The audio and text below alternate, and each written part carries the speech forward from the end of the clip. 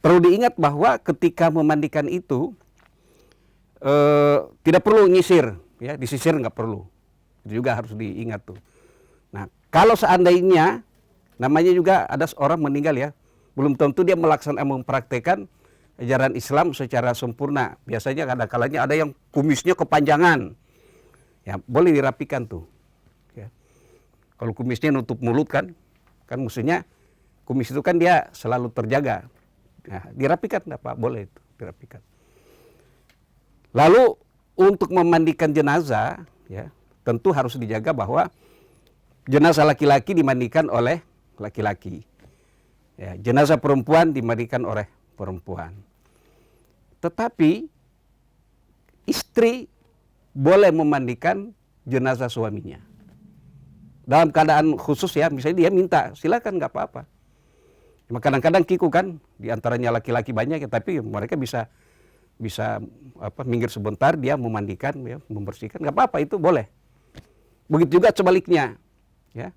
Suami boleh memandikan jenazah istrinya, tapi itu hanya antara suami istri.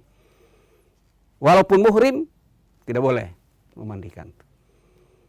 Mandi, ya, sama dengan mandi, sebenarnya mandi biasa hadrat Rasulullah SAW, mandi harian beliau, dan mandi junub itu sama. Tidak ada bedanya. Itu seperti tadi wudhu dulu, ya, atau tadinya masih istinja dulu, kemudian wudhu, setelah wudhu, lalu kemudian mandi dengan menyiramkan air ke tubuh sebelah kanan.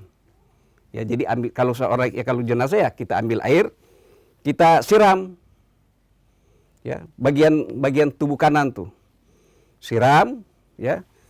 Setelah itu kemudian kita siram sebelah kiri, disiram, lalu kemudian seluruh tubuh disiram tuh.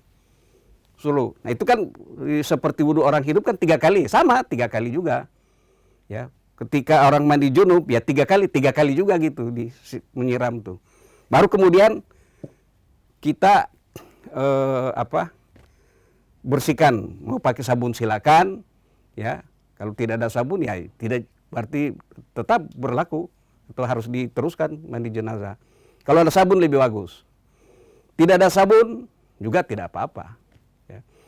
Ada juga di beberapa tempat itu dicampur daun, ya, ada daun. Kalau di Indonesia mungkin namanya daun bidara itu. Ini sebenarnya dia antiseptik, daun. Nah itu untuk dicampurkan di air, lalu untuk memandikan jenazah. Nah tapi kemudian nanti ada bagian akhir. Jadi bagian akhir dari memandikan itu dicampur, airnya itu dicampur dengan kapur barus. Itu yang terakhir tuh. Jadi siraman yang terakhir campur kapur barus. Ya, jadi tadi pakai sabun atau pakai daun, ya, daun bidara. Nah setelah itu kemudian sudah bersih, terakhir itu kita siram lagi dengan air yang mengandung kapur barus kalau ada. Ya, semuanya ini tergantung situasi kan. Kalau normalnya itu kalau ada lebih bagus. Kalau tidak ada juga tetap berlangsung bagi memandikan jenazah itu. Kalau tidak tersedia yang seperti ini untuk memudahkan memandikan, jadi kalau begini letaknya itu, ya kan kita tidak bisa membersihkan bagian belakang. Nah oleh karena itu jenazah terpaksa harus kita kesampingkan begini, ya, di samping. Dan harus selalu dijaga aurat, ya.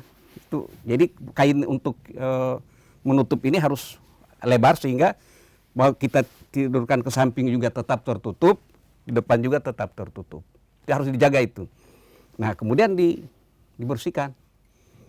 Ya, tangan kan bisa dimasukkan tuh. Bersihkan, ya, disiram, balik lagi. Kan gitu. Kiri apa kanan sudah. Kiri sama. Ya, dicuci, bersihkan. Nah, yang kanan atas, kanan bawah kan belum. Ya. Kita itu sampingkan lagi terpaksa. Jadi kita ya dibersihkan, siram, sudah bersih, ya balikan lagi. Nah, tapi kalau ada alat ini tidak perlu. Tidak terlalu sulit kan, tinggal diangkat sedikit yang terletak di sini, ya, yang ada di sini kan, diangkat sedikit. Jadi bisa begini bersihnya itu. lebih mudah. Apalagi kalau pakai selang, akan lebih mudah lagi. Nah, yang harus dijaga juga, lipatan-lipatan itu harus dibersihkan benar-benar. Kan lipatan itu di paha, ya, lipatan paha, terus lipatan ketiak, itu juga harus dijaga kebersihannya itu. Benar-benar dibersihkan. Ya. Seperti orang mandi lah, orang mandi kan tetap ketiak dibersihkan, ya, selangkangan dibersihkan. Nah, semua. Nah, kalau sudah selesai dimandikan, ya, yang saya katakan itu yang terakhir pakai, kalau ada, ya, air yang mengandung kapur barus. Itu sebenarnya untuk supaya bau, kan biasanya kalau yang meninggal sudah mulai ada bau agak anyir atau apa. Nah, kalau kita mandikan dengan air kapur barus itu biasanya bau itu hilang. Ya. Nah, sekarang sudah mandi selesai. Ya. Nah, kemudian kita akan melangkah ke mengafani. Jadi kan sudah selesai mandi itu.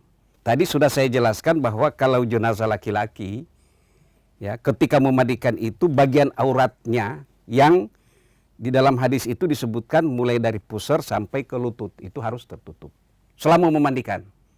Baik itu dia didorong, ya, bagian belakang untuk dibersihkan, ya, bagian belakangnya itu bokongnya juga harus tertutup.